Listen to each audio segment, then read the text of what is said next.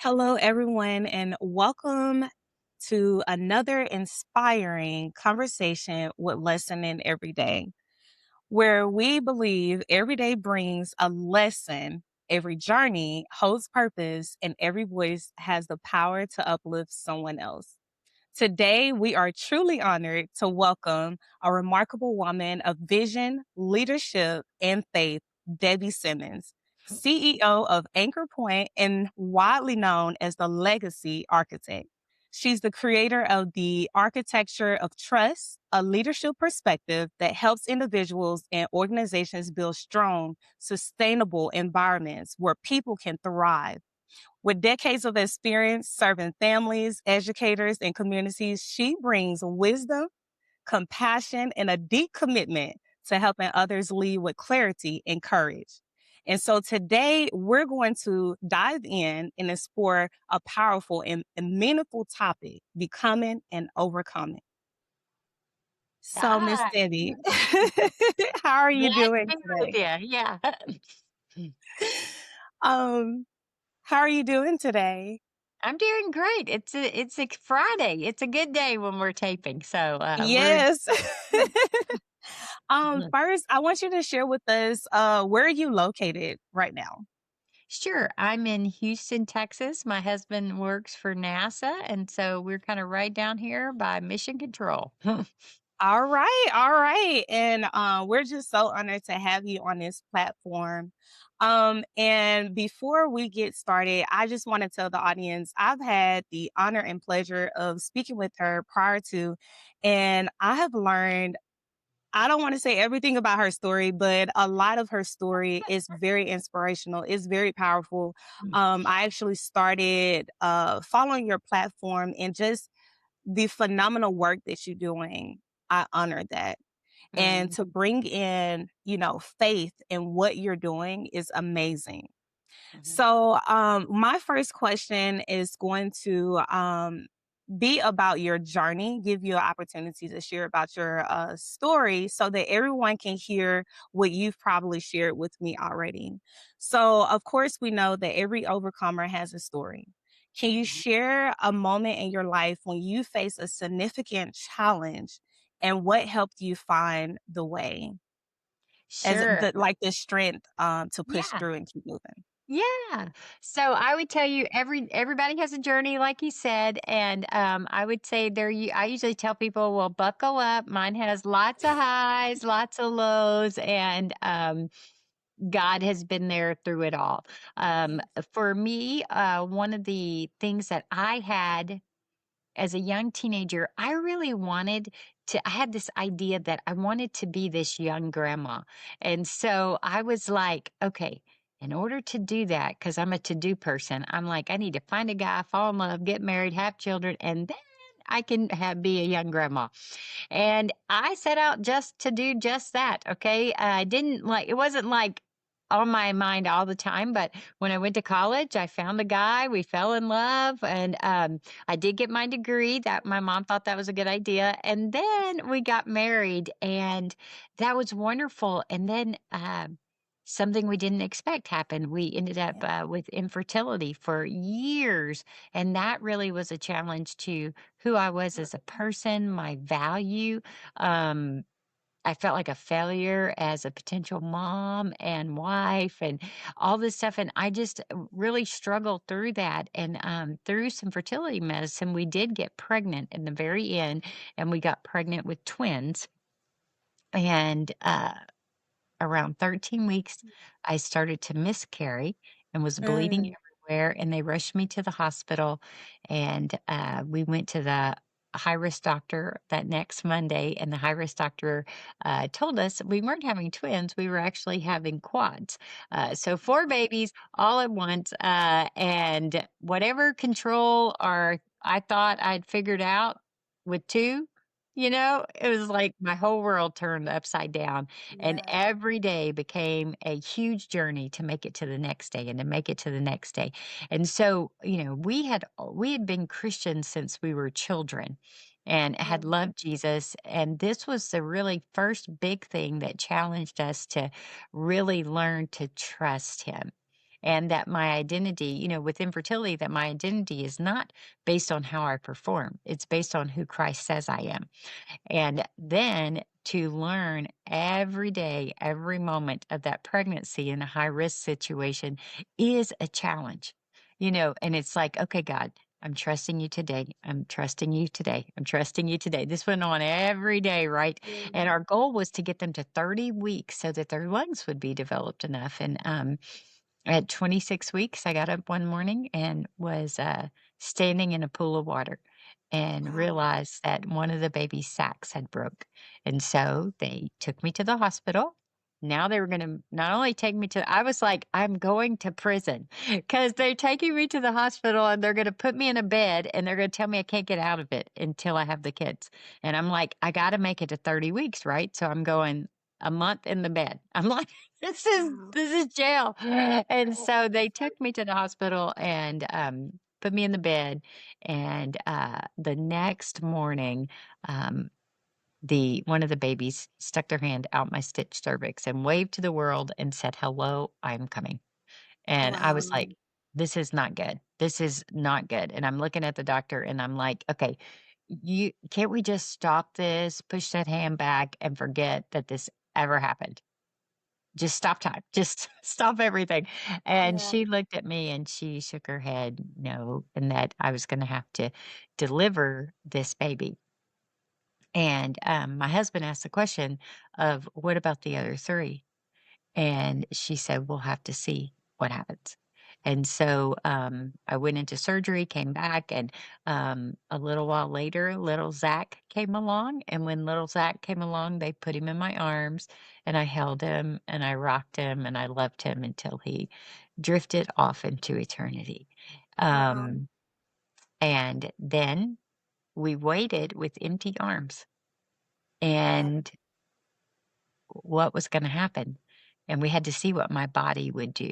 Could my body keep the other 3 or would it reject them? And we waited several Yes. hours and I got really, really bad fever, my blood work was a mess, and the doctor quietly came back in the room and put her hand on my shoulder and said, "You have to induce." And I looked up at her just like, "Is there any just sliver of hope?" And she just Yeah. shook her head no again, and I breathed and I resolved again to figure my way through. And a couple hours later, Josh and then Nate and then Chris each came and they placed them in my arms and I held them and I rocked them and I loved them till they drifted into eternity. Um, and then we sat. Empty arms, broken hearts, at the end of a very long day, and I remember clearly in the there was so much peace in all of that, which is really Wow. weird, but there was so much peace, but I remember at the end of the day, I was thinking, "How in the world this is too hard." I'm like, "How do people get Yeah. through this?" You don't go to the hospital and go planning funerals. You plan births, and I'm like, I now, and it's not one, it's four. It's my dream. It's the way to my dream of being this young grandma, right? Yes. And I am a person that can usually accomplish whatever I want, and here I am. I can't do anything. It's completely outside of my control. And I just sat there and I was like, how do you get through this? I don't even know how to do this. And I, thought through everything I could think of, and I always kept coming back to, I'm just gonna have to trust God. I'm Yes. just gonna have to trust him.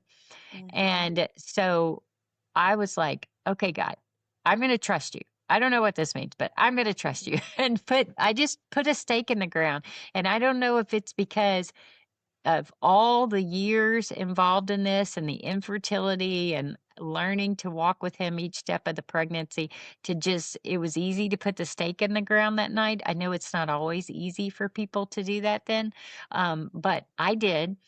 And but I was like, I don't I don't what do you do? I just, and God was gracious enough to me to teach me something in that moment, which was extremely valuable and I use today. And what he whispered in my ear was, I need you to give me your why question. And I was Mm, like, no, I am not giving you my why question. I said, I want the why answer because if I have the answer to my why question, I can figure this out. yeah. Whatever justification, it'll make it all right. I'll figure my way. And he's like, give me the why question. And I'm like, no, you took everything else. Everything else is gone. The boys are gone. This is gone. No, this is the last thing I have to hold on to. And he kept on. And, you don't win with God. So I'm like, you got to submit. Right. And so Yes. finally I was like, fine, I'll give you my why question. And I was like, now what do I do? Yeah. And he's like, "Ask me a different question." And I was like, "I don't know what to ask you." And he said, "Ask me, how do I survive?" And Wow. so that's the question I started asking. How do I survive? I don't know how to survive. I want to survive. How do I Yeah. survive? And he taught me to two things. One is to breathe, because when you're breathing, one, you're alive, and two, it puts you in your prefrontal cortex, which is where you make logical decisions, not your emotional Yeah. part of your brain. Okay. Yeah. And the second part of that was, okay, now that I'm in the logical part of my brain, what's the next best step I can take? Mhm. Okay. Doesn't matter what it is. What is the next best step? Not the next right step, because the right step paralyzes us because we're going, is that right? Is that not right? So, whatever the next best step is, take that step. So I just began to do that out of faith and obedience. I would take the step, and then God would meet me there and shine a light so I could figure out what the next step was. And I did this thousands and thousands and thousands of times, and I've done it for 30 plus years since then. And what I found was that that was the process for moving toward healing. Why? Okay, so let's say I would have gotten the answer to my why question. You know, if I was really honest, the answer to my why question, as soon as God would have finished talking, I would have gone, well, why? Because that ain't a good Mhm. enough, that's not a good enough answer. Your Yeah. answer stinks. And it doesn't bring my kids back and it doesn't solve my pain. And Yeah. so that's why the why question had to be laid down, because it's a very internal question for all of us. And it causes us to pull away from God, and it causes us to pull away from the help that we have. And we begin to shrink inward more and more and more. And he was like, I don't want you to do that. I want you to thrive. So we're going to have to let that go. And in letting that go, the positive movement forward in the next step, he can always work with that, and especially if we are willing to keep our hands open, he can guide us one direction or another, right? And Yeah. so that is what he's done, and, what I found was I started to learn how to survive, and then I was realizing, "Oh, I'm getting better," and I was like, "Okay, God, you say that you're a redeemer of stories, and so I wanna know not just how do I survive, but how do I thrive?" Yeah. And in that, when I go, here's my story, make something beautiful of this pain, and use it for your glory and your purpose and impact people with it. Then he began to give me opportunities to work with people who had lost children, or work with families. And eventually it led us to adoption. So adopting 9 children. And then God Wow. planted this seed to start a ministry called Anchor Point, which impacts thousands of people every year. And it's like, I wasn't on the radar, but I'm like, okay, whatever we're building. And now the coaching and all the stuff that I get to do, the book that we authored, all of those things come out of that very painful loss. And my boy's legacy lives on through the life that I choose to live. And now I'm going, okay, I want to leave a legacy when I'm done, so I better live it Yeah. now. And so getting the opportunity to do, someone asked me last night, I was at one of our fundraisers, and a lady said, do you ever sit back and just go, wow, look at everything you got to do, and how God used you? And I said, yeah, it's super cool. And like seeing these kids and the impact in these kids, and they're 16 years old. And I'm like, oh my gosh, you're here because I built it. God let me build this. But I told her, I said, one of the really cool things is now as I get older is I'm like, I'm excited that if we can build Anchor Point in such a way that it can live past me, which is what I want to do, is I wanted to Mhm. continue to be here making a difference, all this good stuff. Then I will get to stand by Jesus and go, "Oh, look, there's another person going to Anchor Point." And Yeah. look at him and go, "You let me be a part of that. That was so cool." And so I go, this is what is exciting about the next level of leaving a legacy, is figuring out how to make it work without me, so that it can be here for many, many decades to come. So that's my story. I love it. And as you were speaking, you touched on a lot. Mhm, Hope, being resilient, and even in your story with trust. And so I want to talk about trust for a minute because Proverbs 3, I think 3:5, mhm, says, "Trust in the Lord with all the heart and lean not on our own understanding." Right, and so trust is really big. And I believe a lot of what goes on, not just even as a believer, but just in life, right? A mhm. lot of people have a challenge with trust. And your story honestly goes into, I have nothing else but to trust God. Yeah. And and to share that, and not only are you bringing from your personal stance, but you're putting this into the business industry. You're putting this into your work, Mhm, which is your ministry. mhm, The architecture of trust and anchor point. That's not just what you do. That's not just your business. This became your ministry. And mhm. so I love how you recently posted something. I can't quote it, but you'll know what I'm talking about. When you kind of change your platform from as a leader, right, into I have to stay obedient to God. Mhm. And so, could you tell us in so many words, how with what you're doing, especially like the architecture of trust, how do Mhm. you help others develop the mindset and confidence that they're needing, to overcome like obstacles in not just their personal, but even with their faith walk in their business? Sure. Well, first of all, let's get Proverbs 3, 5, and 6, okay? Because it says, trust in Yes, the and you. Lord. I was gonna say we have Yeah. to go on to if someone But reads it, you have to read. here's the deal about 6, okay? 6 says, and he shall direct your paths, Yeah. okay? Not singular, plural. Okay, your past, which means that goes back to that your next best step. We don't have to worry about like it has to be a singular right thing, okay? Because Yeah. if we hold our hands open, God is going to direct those things and shift us around where we need to be. So we don't have to, I love the fact that it's plural there so that we Yeah. go, okay, God, because He's not really worried about what we do for a career. He's like, I'm in that. I'm over here, I'm in that, I'm in that, and so Mhm. here's the thing that I think that, holds us back from walking out our faith really, really well, and that is that we forget that we perform for an audience of one, okay? Everything that we do is for God, and the Yeah. results are up to God. Okay.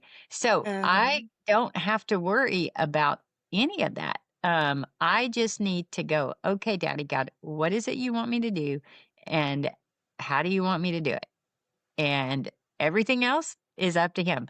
Think about, we just lose this childlike faith. Kids go, Yep. you go get Uh, dressed and we're going. And the kids are like, great. And I have a grandkid. He never thinks about the fact that he might not have food. He's like, I'm hungry. And mhm. some big adult goes, okay, sit down, and he goes, great. This is wonderful. And Yeah. we lose that ability as we get older unless we continually remind ourselves of that. So that's the first thing is I think Okay. this idea of, I'm really only performing for an audience of one. And God, if I do my absolute best, I keep my eyes on you, you're going to handle all the rest of it. Because we have plenty of missionaries and stuff that go on the mission field, that have gone and that they Mm. have died, or they've gone and they served for years and years and years, seeing no fruit. And I guarantee you, when that guy gets to heaven, God goes, well done, good and faithful servant. You see what I'm saying? And so I'm going, okay, let's put down all the prizes that we have here on earth that we're trying to go after, money, acceptance, all those Right. things, and just go, who am I performing for today? And how do you want me to do it? And God, Yeah. I want you to be in all of that. So I think for me, that's taken a lot of pressure off of me is, or it's not only taken pressure off me, it's also made me bold and courageous a lot of I times to love go, it. okay, God, you got this. And I am the faith person in our family. My husband's a little bit more, and I'm like, hey, look, God said go do this. So we just need to jump off this mountain and we're going. And my husband's like, are you kidding me? And I'm like, the journey is going to be great. It is only the landing that's a problem if God doesn't show up. And I said, he shows up every time. So let's go. And he's like, oh my gosh. And off we go. But God's shown up every time. Every Yeah. time. I guarantee you, as a couple, we should be broke. We should be destitute. All these things for all the crazy things that God's had us do in our lives. And I'm going, no, he's taking care of us all the time. I didn't understand how he would, but he has, right? And Yeah. so I'm like, that's wild to me. And so I'm going, okay, God. So the more we do that with little things, the more we get willing to do it with bigger things. And that's Yeah. why it's the next best step, next best step, next best step. Because I realize that if I have to have the end game, which I used to have, like, okay, I need to know what's going to happen. Uh, Yeah. my journey doesn't ever turn out like I plan it. I just gave that up a long time ago. And I'm like, okay, what are we doing today? What are we doing today? I don't know what we're doing, but let's do whatever we're doing today. And I'm going, that's a much better way to live because, we can use my planning or I can use the creator of the universe's planning. And Yeah. his planning is way better than mine, right? And so Yes. I'm going, okay, I don't have to have the end game anymore. I'll just say yes before you ever tell me. That took a long time to get there, but I'm a yes girl now.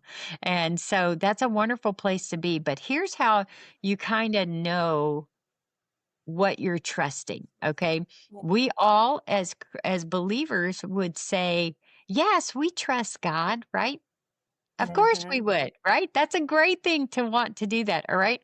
Now, the way we know whether that is 100% true or not is, you know what? In life, the pressure is going to go up in different places. Whew. Okay. Yes.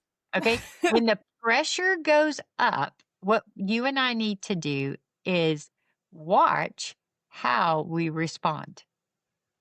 Okay. So I had a Absolutely. situation. This just happened last night. Okay. I Okay. had a situation where I had a child that has moved back in my house that isn't is an adult child and is not communicating with me the way they should be. Just as open communication, meaning they're off doing something, it's late at night. I'm wondering if they're coming home. So mother Yeah. hen, because it's my house, is going, is something wrong?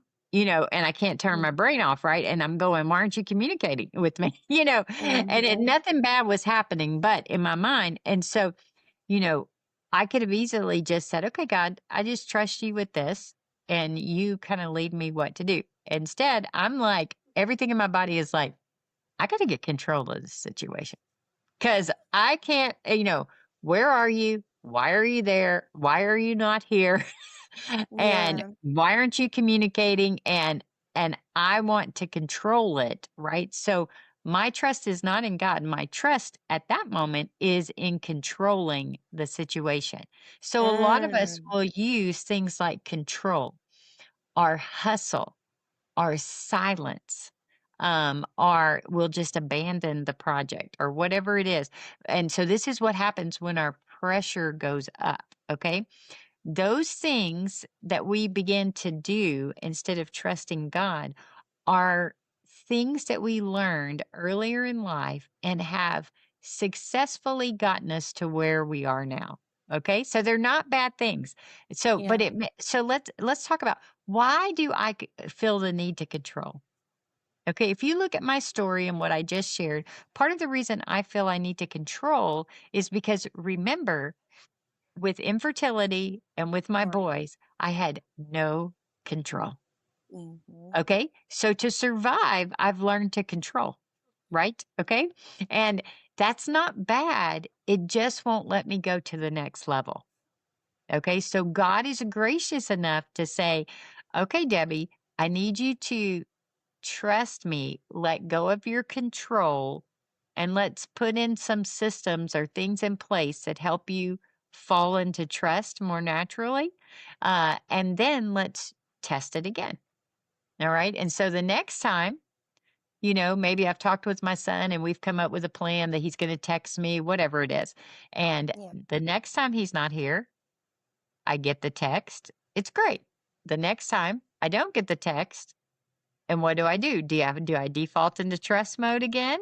Or do I trust the system and trust God and ask God to show me what is it I need to do in this situation? So you see how I can begin to learn in that situation Yeah. to rely more on Him. And sometimes He has me do the exact opposite of what I would like to do at the moment. And do I really trust that, or do I have to step in and control? So I think the challenge this is a challenge about control and hustle and all these things that we do by default is that oftentimes the world tells us those are the good things to do. Okay. And I've I agree. controlled and Yep. hustled my way to success over and over and over again. Right. And that was fine as long as I could show up at 100%. So I got an injury about 5 years ago that totally derailed me. And that began to show us in my organization where there were cracks, where I had controlled and hustled and solved all the problems. And my organization couldn't grow and continue to grow if I continue to manage that way. Right. And so leaks, Amen. we call them trust leaks, began to show up. And that's not a problem. That's It's good. just a Yeah. sign. And that gives us the ability to adjust and put leaders in place or put structure in place to make it better. And then we figure out in the organization how to take it to the next level because we know we can trust the systems that we've got. So I think, audience of one is God, and then going, what am I really trusting? And God can't take me to the next level unless my eyes are on Him and my trust is fully in Him. Then all these other things are just warning lights that go, you need to make an adjustment. Yeah. And so, that's good. I love this. So I'm gathering, from what you were saying is, what trust looks like and putting trust in God is you're not going to always know all the details, You but will when you, never know all yeah, the details. you, Just but, give but that you, up. he as you follow and as you build in your faith journey with him, as you lean more in towards, his direction, his guidance, and you're just Mhm, trusting him, you like you say, you increase your faith, right? On your mhm. journey, you increase your faith walk. And not only that, but trusting him literally looks like with everything, every Yeah, area and every aspect, because you went from, the mother and CEO, being a director, like all of these things. And in every area, all I hear is you saying, God, I'm putting all of this in your hand and I'm trusting you in all the areas. And so that's something I definitely want to encourage people, because becoming an overcomer means that not just overcoming obstacles, but how do I overcome, where doubt comes in? How do I overcome in that area of where, when I'm trying to control? How do I overcome that? And that looks like me just letting go and trusting God, because for one, God will never fail you. He's not mhm. going to leave you, and he will never steer you wrong. Like, he's God and The he creator has of the the plan. universe. Right. He already said in his word that, he knows the plan that he has for you, right? Mhm. And so it's like lean in, trust him. And it sounds like, honestly, even with you trusting him, from your personal life, it spills over to your business life. And all you're saying is, God, move. I heard you say that the areas you should be lacking, like even if it's food on a table, or, how we're going to survive in this season or whatnot. It's almost as if you just wipe that away and you said, God, I trust you. You did it before. I know you're going to do it again. Mhm. And so that's amazing. I love it. I love it. I love it. Let me ask you this. Is there anything, I know you shared a lot with us, but is there one particular thing that you would share with us specifically to becoming an overcomer? Yes, and so here's what God's been doing with me lately is when I'm hit with this is like when I'm hit with something that I didn't expect or whatever, does this naturally roll out of me? Okay, God, you're not surprised by this. So I'm surprised by this, but you're not surprised by Yeah, this. yeah, And so how are we getting through this? I mean, like, this is the dialogue that you and I want to have with God on a regular basis to literally go, you're not surprised by this. So what do I need to know? And what do I yeah. need to do? Hmm. Okay. That's the default. God is looking to us to be honest with him. Okay, that's confession. God, I'm overwhelmed right now. God, Yeah, I'm struggling right now. God, I'm mad at you right now. Whatever truth is, okay, he wants to hear us say it, all right, because he can work with that. Okay. And then, you know, repentance is really us asking God what he wants us to know about something and then doing it. yeah, Okay. So I want to naturally go to God and go, I don't know what the heck I'm doing. You're not surprised by any of this. I'm overwhelmed. I'm agitated. I'm frustrated. I'm mad, whatever it is, to tell him the truth. And then he's like what would you do with a 2-year-old? You put him in your lap and you go, okay, let me show you. Okay. I got this. And here's the next thing you're going to do. hmm, And I'm like, so I need to know that I can do this, that I just need to keep my eyes on you, that you are going. I mean, like, I'm talking about like big things. Like, I got a lawsuit the other day, and I'm like, I don't know what the heck to do with that, yeah, and I'm like, God, what do I do? And he's like, go talk to the lawyer. I'm like, yeah, oh, that's a great idea, and then what's the next step? And what's the next step? And what's the next step? But we have to get into this is about talking to him all the time and going, I yeah, don't understand today. I don't, when someone comes in my office and interrupts and I have this plan that I'm working right, I need to be of the mindset to go, okay, God, what are we doing here?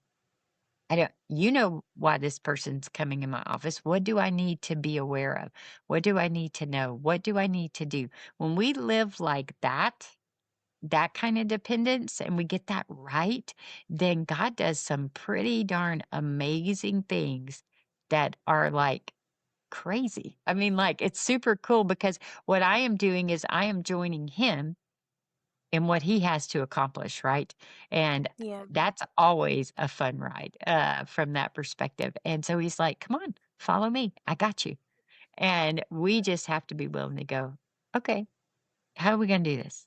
And I don't know what I'm doing, but tell me what I'm doing and I'll do it, and then be yeah, brave enough to do the things he challenges us to do. That's where I think the fun is in the journey. And this is how we fall in love with the journey because it is a growth. There's always this side of heaven more growth for us to do, more yes, becoming like him and more impact to make. And so we don't want to miss that because the world's a better place when we're doing that. yeah. I'm getting excited over here because it's something I stand on and I learned through therapy and just my healing journey, right? Is we're always going to be becoming. And Yeah. so, it's an ongoing process. And so everything you're saying, I'm just like, amen. I'm loving this. I'm loving it. And so you're giving us something that's so impactful.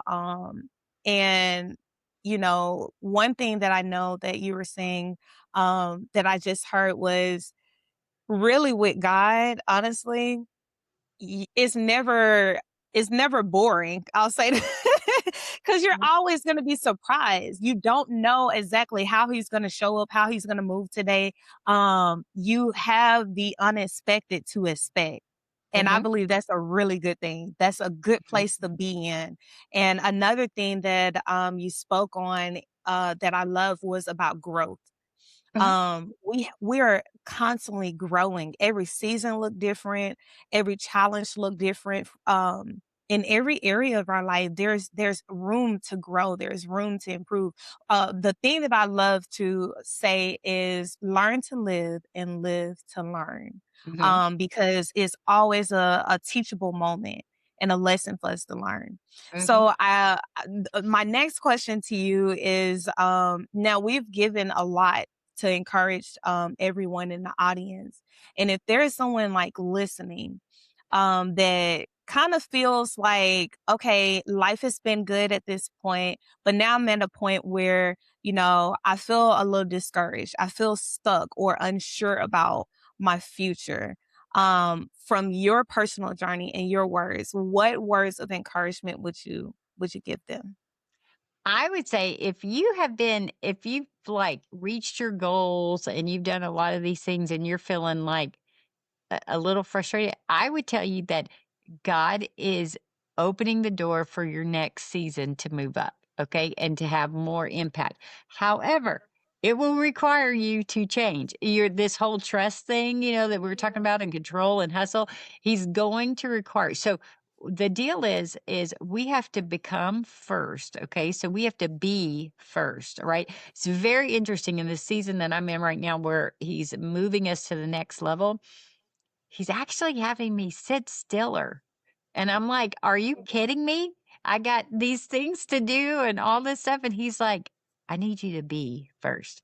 So Yeah. he's, so don't be afraid to take the time and just soak in his word and spend time talking with him because even like think about King David. King David was christened, crowned, whatever you want to call it, when he was young. Okay, he Mhm. was a young teen, okay? And then he went into obscurity for a long time. Then he went to be Saul's helper, helpmate, and then he served Saul for all these years, and then Saul terrorized him for all these years. And so you got 20, 30 years of his life that he had to become Mhm. before he was ready to sit on the throne. All right. So I pray that mine's not a 30-year making. However, Right. I don't want it either. yeah, I wanna be ready though, right? And Yeah. there was a lot of things that God had to build in David's heart and character and all of this stuff to get them ready to be the king that God knew he could be. And because David faithfully walked through those things and became so I would go, see where you need to grow. Look at what does it mean to keep my eye on you? What does it mean Mhm. to be the person that you need to be? What do you call me? What is my unique calling that you've given me? Start just digging in on those things, and then God will begin to open doors that that will take you maybe out of careers into new beginnings. It may leave you in the same job, but it's like this whole adventure opens up. And so I just have really in this season right now for me, which is one of those seasons, have been just digging in. And what I found is there's pieces in me of control and hustle that he wants to release. There's old woundedness that he's like surfacing as we walk through this. And will I do the hard work of releasing that and letting him heal those spots in me so that I can be the leader that I need to be? The other day I had a thought, oh my gosh, I got to get my house in order. Like my house is dirty. And I'm like, I got to get this thing cleaned up because this is creating stress. And I Yeah. don't want that stress. So I got to get structure so that it's peaceful. Right. And so I'm like, okay, I got halfway done and then this kid moved in and my house is a mess again. But I still gotta do this, right? And so I'm like, okay, how do I get that done so that I have a level of peace? Or I ask him sometimes, he's like, get this checked off, this checked off, this checked off. And it's like details that are like pulling me down and they just take some focus and I gotta put some time in to make them happen, and I gotta get over there and get those checked off so that those strings attached to me will let go, right? And I can be ready Yeah. for the next level, but I'm going, don't discouragement is really you just take that to God. Go, I feel discouraged and Yeah. ask God, what do you want me to know about that? What do you want me to know about that? And just sit and let him tell you. And then now, what do you want me to do with that? Maybe it's sit still. Maybe it's do this. Maybe it's do that. God is promises to give us wisdom. He does it in James. He says we should just ask and he will give it to us. Okay. Yeah. And then what it says in James is it says that we can't be double minded. Okay. You know what double That's minded true. is? Double minded is I ask God for wisdom. He gives it to me. And then I want to argue with him about it. Yeah. No, God, I don't think that was a good enough answer. God's like, don't be like that. I just gave you good wisdom. Go do it. And so we have to be obedient. So I have never managed to get away from the words of humility and surrender. I Those are love the it. words that he will continue to use with each one of us to turn us into the people that he needs us to be. So don't let discouragement slow you down. Ask him. He'll tell you, he'll show you exactly what you need to be doing. I love it. One thing, I'm gonna this will be my last remark, but one thing when I was listening to you recently about the double-minded, right? You're right. I love that because we have to be reminded of that. And one thing that I've been learning is double-minded also what I'm taking is that it looks like praying and worrying. You can't pray and surrender it to God and then come back worrying. Where does God, you know what I'm saying? Like where does he fit in that? If I pray, I'm surrendering to him. I'm putting it in his hand. I'm casting my cares upon him. So I Mhm, leave it there and trust that everything is going to work out as he promised and as he lay it out for us, right? mhm, And mhm. so that was just something that came to my thought in the process of you responding and answering. Yeah, and But I look at it just so you know, I look at it like it's this big rock that I take and I put at the foot of the cross. Okay. Well, what do you and I like to do? We like to pick these rocks back up and put them we back in do. our backpack. And it physically weights me down, right? And it Yeah. slows me down. And so taking our thoughts captive is grabbing the rock, putting it back at the cross. I love that just that visual that I get with that. Mhm. What do I got in this backpack right now? I'm like, give me that. I got to get rid of that. And so I think that that's a great visual. And then it's okay that we default into picking these things back up because Mhm. we're learning a new skill. But the Yeah. art is okay. I threw it on there. Now I feel it. Let me get it back off, and let me get it off as fast as I can. And the better we get at that, the faster we can move and we grow and we stretch. And so this is just a skill. And so just think, pull it out of your backpack, put it at the cross. Then I I chunk love them it. back in and I do it again. And I mean, I go when I with the boys and trying to deal with all the grief and everything, we're talking about something I did every few minutes. Okay. And then I learned, oh, I made it an hour before something, and I'm, like, picking it up, throwing it back down, right? And, Yeah. so this is just a skill, and this is why God calls us to live in community, because we need people who challenge us, who encourage us, who pull us along and let us live on some of their faith and skill and all that stuff till we kinda master it ourselves. That's why we need community. So I would say that's the next big thing is who are the people that you trust to know who you truly are and will invest in you and want nothing but the best for you. Yep. I'm glad you mentioned that because I was gonna ask, through everything that you share with us, I know offline we've talked previous to this, and you shared with me how it took a community to Mhm, help you. mhm. And that's powerful right there is finding the right community that's gonna pick you back up and help you get back Mhm. focused on the path you're supposed to be. Yeah, That's and amazing. it's not a ton of you need safe people, okay? Because some of us have a lot of trauma in our life. We need safe people that can hear our story and still look in my eyes and see my value and call it out of me, okay? That's not everyone, and it's not a bunch of people, but it is people that you can do that, and the more I tell my story, my trauma story, the more I tell it, the easier it begins to flow out of me and the healing happens. And then it can be used to bring other people along. But you got to find who are the safe people. And if you don't have one or two, then you're going to be in trouble for sure.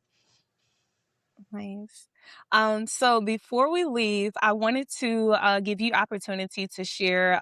Miss Debbie, you guys, is also an author. So I want you to share with us about your book and how do anyone that's looking for your book, how do we find your book? And then share with us anything that you want us to be informed about for your businesses and platform. Sure. So first of all, if you want to learn more about Anchor Point, you can just go to anchorpoint.us and you can learn a lot about the great ministry that we do. No matter where you are in the country, you could be on our 911 prayer team where you pray for lives when they're struggling with choosing life for the child they carry. That's a wonderful way to be involved with us. Then, if you want to learn more about me, you go to thedebbieSimmons.com and you can follow a lot of the stuff that we're doing there. And I think they have all the social media things that are above my head: Facebook, LinkedIn, all of those good things will be listed there. But my gift to your listeners is my book, The Heart of Legacy. We give that away free as a way to bless people and encourage them. It has the full Debbie story, the anchor point story. You get to see how God took me as a little girl and kind of did all these cool things through my life to grow me to be where I am. But the really cool thing I like about this book is the whole center section of the book is about how you and I can be focused, faithful, and fearless. And what are some things that we need to do? It gives you wonderful practical tips for how you can do those things and take your walk with Jesus to the next level. And then the end of the book is full of stories of life change of women and families that have been impacted by Anchor Point, and you'll see their journeys. And it's just a wonderful read from that perspective. So you can get the book by going to theheartoflegacy.com and just fill out the stuff and they will send it to you.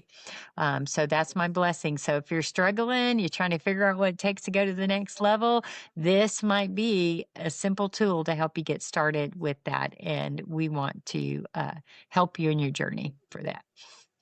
I love it. And here at Listening Every Day, honestly, it has been an honor, Miss Debbie, to share the platform with you. Even meeting you, it's been an honor. And if I may say this, when we were talking, we wound up finding out that she and I are both from the same state. So that was amazing in her story as well, and just connecting.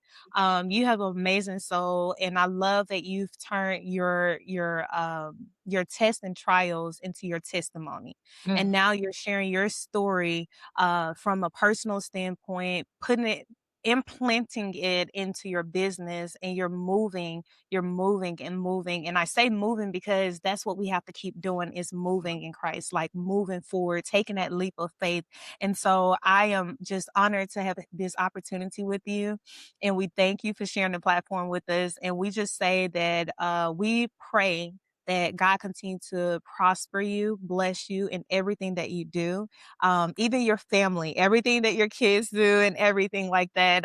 We just pray blessings and just believe that everything is going to continue to grow Mm. and be a blessing and reach the lives that it's supposed to reach. So thank you, Miss Debbie, for sharing the platform with us today.